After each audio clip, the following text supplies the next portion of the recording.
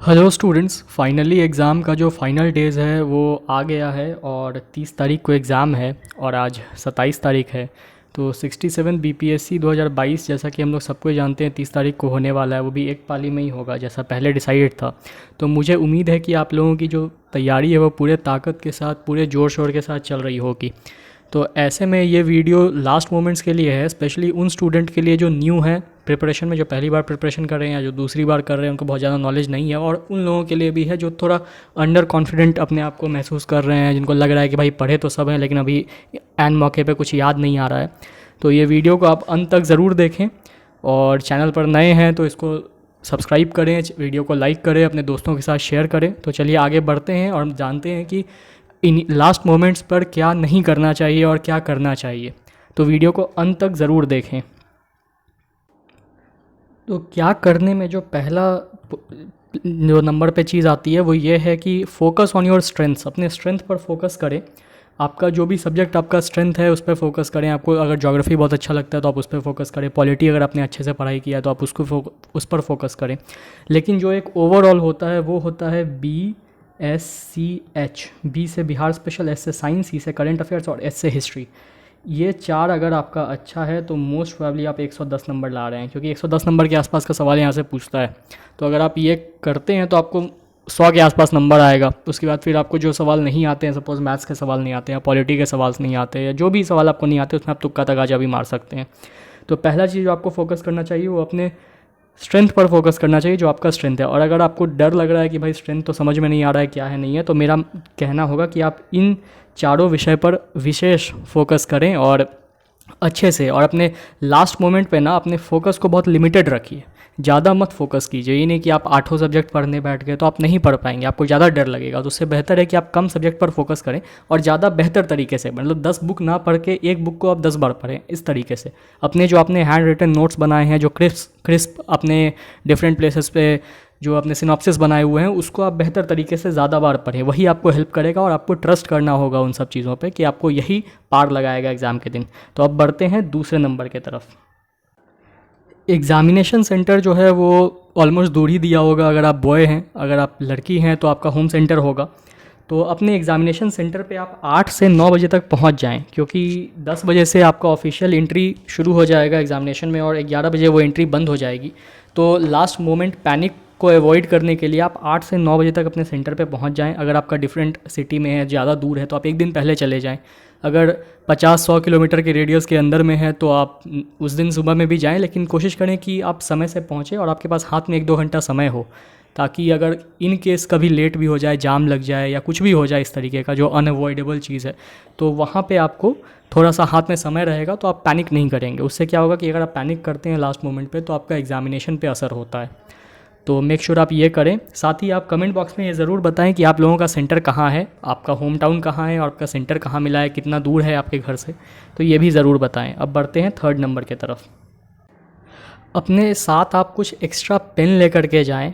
Pen हो गया, उसके बाद आईडी प्रूफ हो गया आपका, जिसमें आधार कार्ड हो गया, क्योंकि आधार नंबर भी आपके एडमिट कार्ड पे है इस बार। साथ ही ड्राइविंग लाइसेंस भी हो सकता है, पासपोर्ट अगर आपके पास है तो वो भी हो सकता है, इलेक्शन का वोटर आईडी कार्ड भी हो सकता है। तो ये सब चीज़ें हैं, इसको आप लेकर के जाएँ, इसका ओरिजिनल लेकर के जाएँ। और अगर आपका अच्छे से फ़ोटो नहीं आ रहा है तो आप 2 लेकर के जाएँ, फ़ोटो स्टेट लेकर के नहीं जाएँ, क्योंकि काफ़ी बार मैंने सेंटर पर देखा है कुछ लोग ओरिजिनल की जगह फ़ोटो स्टेट लेके आ जाते हैं, तो आपको अंदर जाने नहीं दिया जाएगा। और साथ ही आप रिस्ट वॉच ना पहने, क्योंकि रिस्ट वॉच आपको अलाउड भी नहीं है और अंदर में आपको वहाँ पे घड़ी लगा रहेगा जो वॉल क्लॉक होता है। तो इसी के लिए आप ये सब चीज़ अपने साथ ले जाना अवॉइड करें। और पेन एक्स्ट्रा लेकर के जाएं जो आप जिस पेन से लिखने वाले हैं, और आईडी प्रूफ लेकर के जाएं ओरिजिनल। साथ ही आप एडमिट कार्ड अच्छे से पढ़ लें, प्रिंट कर लें, अपना सेंटर को एक बार गूगल मैप पे चेक कर लें कहाँ है, कितनी दूर है, क्या रूट है जाने आने का, ये सब काम आप कर लें। अब बढ़ते हैं फोर्थ नंबर की तरफ। फोर्थ जो है वो है कि आप सिटिंग प्लान जब लग जाएगा तो उसको आराम से देखें और अपने सीट पर एकदम रिलैक्स होकर के जा कर के बैठ जाएं। वहाँ पे आपको कुछ भी सोचने का ज़रूरत नहीं है। स्पेशली आपको अपने आस पड़ोस जो भी लोग होंगे वो सारे नए होंगे, आप पहले उनसे कभी नहीं मिले होंगे। मोस्टली ज़्यादातर ऐसा ही होता है कि आप उनसे कभी ना मिले होंगे, तो इसलिए आप वहाँ जाएँ। वहाँ पे ज़्यादा बातचीत ना करें किसी से कि आप कहाँ से हैं, हम यहाँ से हैं, वो वहाँ से है, ये सब नहीं, आपने क्या पढ़ा है, कहाँ से पढ़ा है, सब कुछ बात ना करें। अपने आप को समय दें, थोड़ा अपने आप को रिलैक्स करें, माइंड को रिलैक्स करें, थोड़ा सा ईश्वर को याद करें, और ज़्यादा पैनिक ना करें वहाँ पे बैठ करके। आपने जो पढ़ा है बहुत अच्छा पढ़ा है, आप मान के चलें कि आपने सारी तैयारी की है, अब जो होगा देखा जाएगा, आपने अपने एंड से सब कुछ दे दिया है। तो बढ़ते हैं 5th नंबर की तरफ। लेकिन सबसे पहले आप बात ना करें वहाँ पे किसी से। बहुत लोग को मैं देखता हूँ वहाँ जा करके आपस में बात करने लगते हैं, तो ये चीज़ को आप अवॉइड करें करना। ये सब जो बातें थी वो एग्ज़ाम शुरू होने के पहले की बात थी। अब जो 5th नंबर पे बात है वो है एग्ज़ाम शुरू होने के बाद आप क्या अप्रोच रखेंगे। सबसे पहले आप ये करेंगे कि आपको जो प्रश्न 100% आते होंगे आप उनको सॉल्व कर लेंगे। अगर ऐसे 50 प्रश्न हो जाएंगे तो आप पहले इन्हीं को सिर्फ सॉल्व करेंगे, आप इधर उधर दिमाग नहीं लगाएंगे। और तुक्का कभी भी स्टार्ट से नहीं मारना है आपको। अगर तुक्का मारना है तो वो स्टार्ट में नहीं मारना है। ये नहीं कि आप पहला सवाल से तुक्का मारना शुरू कर देंगे। तो अगर आप ऐसा करते हैं तो आपका जो चांसेस है सिलेक्शन का वो काफ़ी कम हो जाता है। आप पहले उन सारों सवाल को बना लें जो आप 150 तक जानते हैं 100%। मतलब ऐसे प्रश्न जैसे कि गांधी जी को चंपारण में किसने बुलाया, इस तरह के सवाल जो होते हैं, या जो भी ऐसे सवाल जिसमें आप 100% श्योर हैं कि यही इसका आंसर है, इसमें आपको बाहर आकर के चेक करने का ज़रूरत नहीं है, वैसे वाले प्रश्न को ही आप शुरुआत में बनाएं और पूरे एक्यूरेसी के साथ बनाएं। पैनिक बिल्कुल भी ना करें और तुक्का हमेशा लास्ट में बनाएं। अगर आपका मैथमेटिक्स अच्छा है तो स्टार्ट विथ मैथ्स, अगर आपका मैथमेटिक्स अच्छा नहीं है तो इसको लास्ट में बनाएं।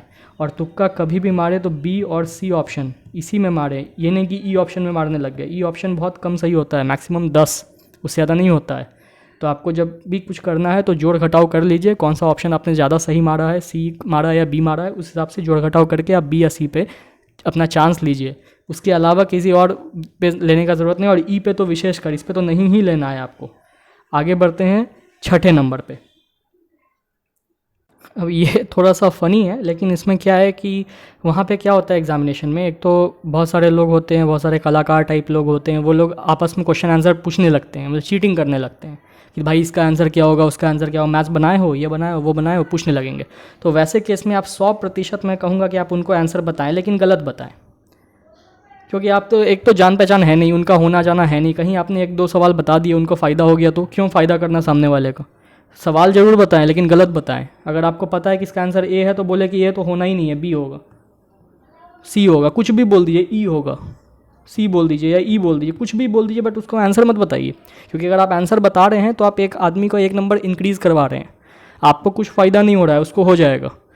इसीलिए के लिए आप ऐसा करें कि नंबर, मतलब किसी का फ़ायदा ना करें आप एग्ज़ाम में, नुकसान ना करें चलेगा, बट फ़ायदा भी ना करें। आप वहाँ किसी को कोई सवाल जवाब एक तो पूछता है, पूछने दीजिए, आप इग्नोर कीजिए। अगर बहुत ज़्यादा दिक्कत कर रहा है, इरिटेट कर रहा है, तो आप अपने इन्विजिलेटर को बोलिए कि भाई हमको डिस्टर्ब कर रहा है ये। वैसे केस में कैंडिडेट जो होता है एग्जामिनर जो होता है उनका कैंसिल हो जाता है। तो इसके लिए आप आराम से रहें, और अगर बताना है तो गलत बताइए, सही मत बताइए। मैं तो एटलीस्ट वही करता हूँ, कोई मेरे से पूछता है तो गलत ही बता देते हैं। तो आप भी वही चीज़ करें, उससे आपका कुछ नुकसान नहीं होगा। इसलिए वहाँ पे ज़्यादा आपको मर्यादा पुरुषोत्तम बनने का ज़रूरत नहीं है। आप एग्ज़ाम देने गए हैं, पूछ रहा है गलत बता दीजिए। ये नहीं कि भाई पूछ रहा है तो नहीं बताएं या सही बता दें। सही क्यों बताएं भाई, पढ़े हमें मेहनत से, वो थोड़े पढ़ा है, क्यों बता दें उसको फ्री में हम। तो इसी के लिए कुछ नहीं करना है, कुछ भी नहीं करना है, अपना आराम से जाना है, अपना एग्ज़ाम देना है, अपना दे करके बाहर निकलिए। कोई भाई जी बहन जी किसी का बन रहा है नहीं बन रहा है उसका प्रॉब्लम है, आपका प्रॉब्लम नहीं है। पढ़ने का ही अच्छा खासा समय मिला था, नहीं पढ़े तो उनका प्रॉब्लम है। चलिए अब लास्ट पॉइंट जो है वो थोड़ा इम्पॉर्टेंट है, उसको ध्यान से सुनिएगा।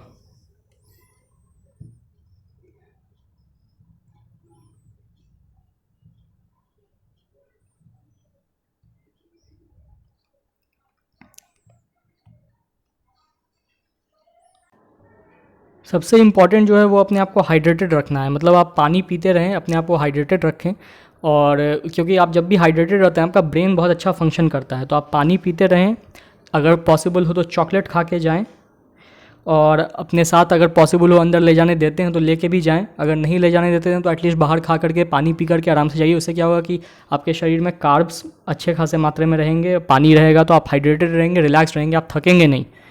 तो ऑल द बेस्ट हमारी तरफ से। ये कुछ 6-7 पॉइंट थे जिसको आपको ध्यान में रखना चाहिए अगर आप एग्ज़ाम दे रहे हैं तो। और पैनिक बिल्कुल भी ना करें, आपने जो पढ़ाई की है बहुत अच्छे तरीके से की है। और कमेंट सेक्शन में ये आप हम ज़रूर बताएं कि आपका सेंटर कहाँ है। और अगर आपको कोई पॉइंट अच्छा लगा तो आप उसको बोल सकते हैं, कोई अच्छा ना लगा तो वो भी आप बोल सकते हैं। साथ ही अगर आपने वीडियो यहाँ तक देखा है तो उसको लाइक शेयर सब्सक्राइब ज़रूर करें। Thank you so much for watching and all the very best for your examinations. अब जो हमारा अगला वीडियो आएगा वो एनालिसिस वीडियो आएगा एग्ज़ाम के जस्ट बाद। Thank you.